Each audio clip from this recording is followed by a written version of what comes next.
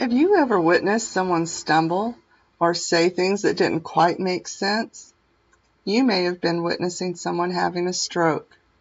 Hi, I'm Becky Graham. I'm presenting Be Stroke Smart. One afternoon, I felt very tired, and I went upstairs to have a nap. I had weird dreams and felt very, very deeply asleep.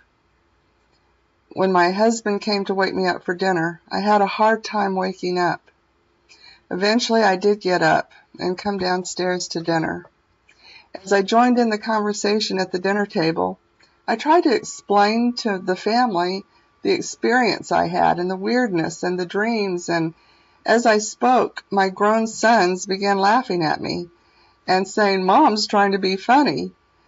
And at that point I said I felt like I was in an alternate universe, and they laughed even harder. So I went upstairs and called my sister, who's a nurse. As I spoke to her, she said, "Put Gary on the phone."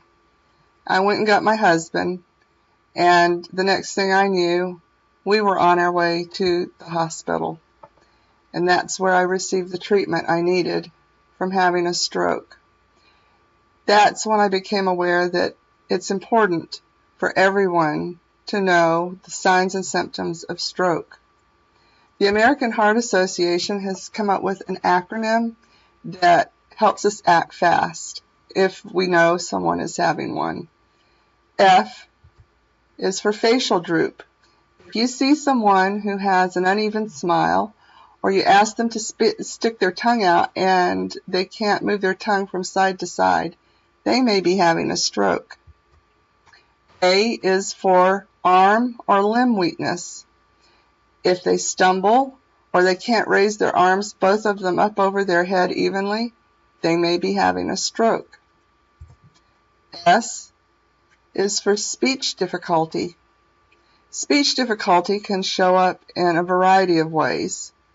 It can be just slurred speech, or it can be somebody saying real words but in a nonsense kind of way that doesn't make any sense at all.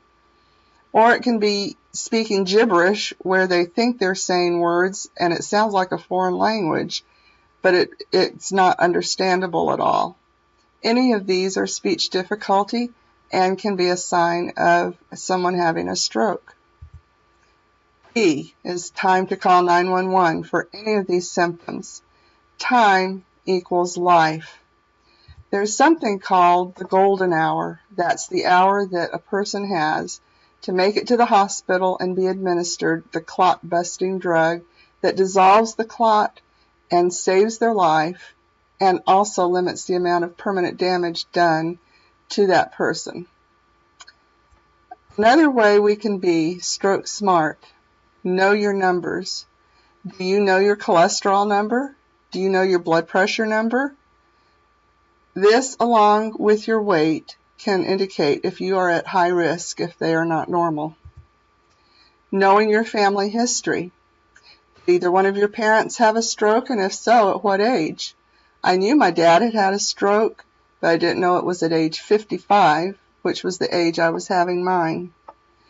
Does either of your parents have cardiovascular issues?